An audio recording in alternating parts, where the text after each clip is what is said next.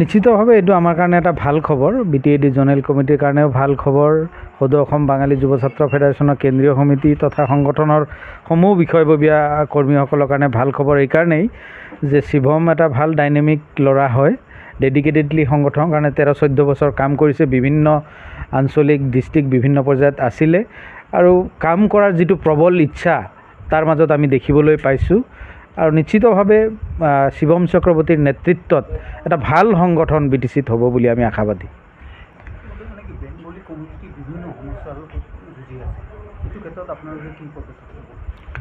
চাওক, এইটো আমাৰ ক'বলৈ গ'লে বেংগলীসকলৰ সমস্যাক ওলাই পাচিয়ে নধৰা। অসমত যিসকল বেংগলীয়ে জন্মগ্ৰহণ কৰিছে তেওঁলোকৰ জন্মগ্ৰহণ একে আশাৰে যদি ক'বলৈ যাওঁ যে বিভিন্ন মানুহৰ তুলনাত বিভিন্ন জাতি জনগোষ্ঠীয়ে যিধৰণে নিজৰ ভাষাৰে কথা কয়, নিজৰ সংগঠন কৰে, নিজৰ সমস্ত সংস্কৃতি সাহিত্য জীয়াই ৰখাৰ পিছতো বৃহত্তৰ অসমীয়া জাতিৰ অবিচ্ছেদ্য অংগ হ'ব পাৰে, কিন্তু বাঙালীসকলে বাঙালী হৈ জন্মগ্ৰহণ কৰি নিজৰ কালচাৰ নিজৰ ভাষা কৈ নিজৰ সংগঠন কৰাৰ পিছত কিয় এলাগী হৈ থাকিব লগা হয় অসমৰ বুকুত? আটাইতকৈ ডাঙৰ প্ৰশ্ন কিন্তু অসমৰ বুকুত এইটোৱে যে বৃহত্তৰ অসমীয়া জাতিৰ অবিচ্ছেদ্য অংগ বাঙালীসকল হোৱাত আপত্তি কিয় হয় বিভিন্ন মানুহৰ? এইটো কিন্তু আটাইতকৈ ডাঙৰ প্ৰশ্ন। তাৰপিছত আমাৰ ভোটাৰ সমস্যাবিলাক আছে আৰু নিশ্চিতভাৱে সেইকাৰণে ষড়যন্ত্ৰমূলকভাৱেই বাঙালীসকল প্ৰকৃত ভাৰতীয় নাগৰিক হোৱাৰ পিছতো ষড়যন্ত্ৰমূলকভাৱে আমাক ভোটাৰ সজাই থোৱা হয়। বিভিন্ন সময়ত কিছুমান সময়ত দেখা যায় যে এজন মানুহক সুপ্ৰিম কোৰ্টে ডিচিশ্যন দিছে তেওঁ ভাৰতীয় নাগৰিক বুলি, হাইকোৰ্টে ডিচিশ্যন দিছে তেওঁ ভাৰতীয় নাগৰিক বুলি, তাৰ পিছতো সেই একেজন ব্যক্তিৰ নামত আকৌ নটিচ আহিছে। পুতেকে সীমান্তত পহৰা দি আছে, ভাৰতক ৰক্ষা কৰাৰ কাৰণে মাকৰ নামত নটিচ আহিছে। কোনোবা ঘৰৰ আৰ্মি আছে, আৰ্মি ফেমিলিত নটিচ আহিছে। মুক্তিযুঁজাৰুৰ ঘৰত নটিচ আহিছে। ভাৰতক সেৱা আগবঢ়াইছে, অসমক সেৱা আগবঢ়াইছে, সেই মানুহৰ ঘৰত নটিচ আহিছে। এইবিলাক চলি আছে। যিসকলৰ 51 চনৰ NRC আছে, 1940 চনৰ মেধি পাট্টা আছে মাটিত অসমৰ বুকুত। আপোনালোকে বহুত দিন আগত এটা ফেমিলি আছিলে, ৰমণী বিশ্বাস, যামিনী বিশ্বাস, কল্পনা বিশ্বাস, মৰিগাঁৱৰ এটা ফেমিলি। তেওঁলোকৰ ফেমিলি এতিয়া হয়তো ডিটেনশ্যন কেম্পত নাই, কিন্তু 1940 চনৰ মেধি পাট্টা থকাৰ পিছতো তেওঁলোকে 12-14 বছৰকৈ ডিটেনশ্যন কেম্পত থাকিবলগীয়া উদাহৰণ আমাৰ আছে ইয়াত। ভোটাৰলৈ আমি বিভিন্ন ধৰণৰ মেমোৰেণ্ডাম যিমান দিলোঁ সেইবাৰ ট্ৰাকো হৈ যাব।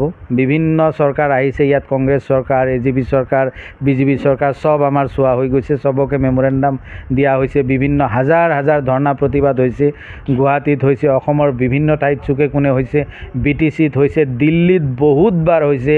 বিভিন্ন প্ৰধানমন্ত্ৰীক আমি লগ কৰিছোঁ, মুখ্যমন্ত্ৰীক লগ কৰিছোঁ, কেন্দ্ৰীয় নেতৃত্ব, বিভিন্ন এডমিনিষ্ট্ৰেটিভ অফিচিয়েলছ, কিন্তু বাস্তৱ ক্ষেত্ৰত কোনো কামত অহা নাই ভোটাৰ সমস্যাটো।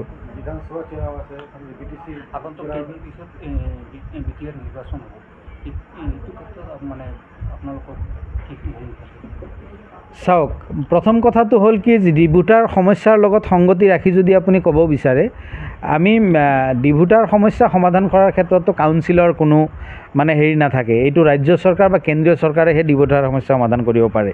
তো গতিকে তাৰ পিছতো আমি কিছুমান কথা ক'ব লাগিব এইকাৰণেই যে বাস্তৱ ক্ষেত্ৰত আমি যিখিনি উন্নয়ন এই 5টা বছৰত আমি পাম বুলি প্ৰবল হেঁপাহেৰে বাট চাই আছিলোঁ, যে কমিউনিটি হেপিনেছৰ নামত BTR গভৰ্ণমেণ্টে আপোনালোকে জানে কমিউনিটি হেপিনেছৰ বিভিন্ন প্ৰগ্ৰেম লৈছে।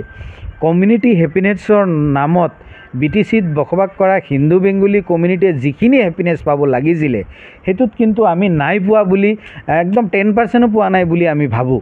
কাৰণ এই ক্ষেত্ৰত এই চৰকাৰখনে কৰিবলগীয়া বহুত আছিলে, প্ৰথম কথা।